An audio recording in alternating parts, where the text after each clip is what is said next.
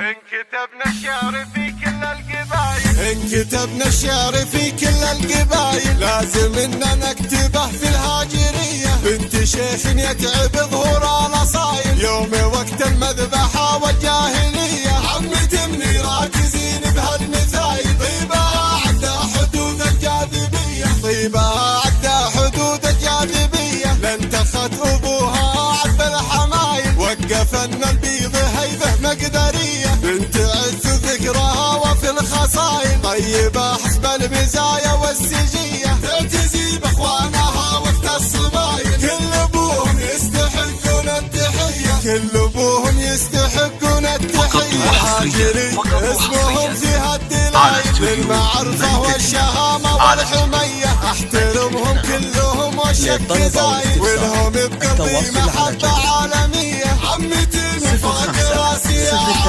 احترمها لانها هي الابية، احترمها لانها هي الابية. ما لقينا عندها غير الفضايل والمعزة والمحبة والرعية. فيها قول وافتخر والراس طايل، ميرة بنت اللي مواقفهم قوية. الهاجرية عزوة رجال الهوايل، اسمهم واضح وله رمز وهوية، اسمهم واضح وله رمز وهوية. نذبح الحايل ونلطم كل عايل، ربعي الهواجر نعطيهم تحية. نذبح الحايل ونلطم كل عايل، ربعي الهواجر نعطيهم تحية. انكتبنا الشعر في كل القبايل، لازم اننا نكتبه في الهاجرية. بنت شيخ يتعب ظهور الاصايل، يوم وقت المذبحة والجاهلية. عمتي مني راكزين بهالمثايل، طيبها عدى حدود الجاذبية، طيبها عدى حدود الجاذبية. لانتخت ابوها عذب الحمايل، وقفن البيض هيبة مقدرية. بنت عز ذكرها وفي الخصايل، طيبة حسب المزايا والسجية. تعتزي باخوانها وقت الصبايل، كل ابوهم يستحقون التحية، كل ابوهم يستحقون التحية. الهاجري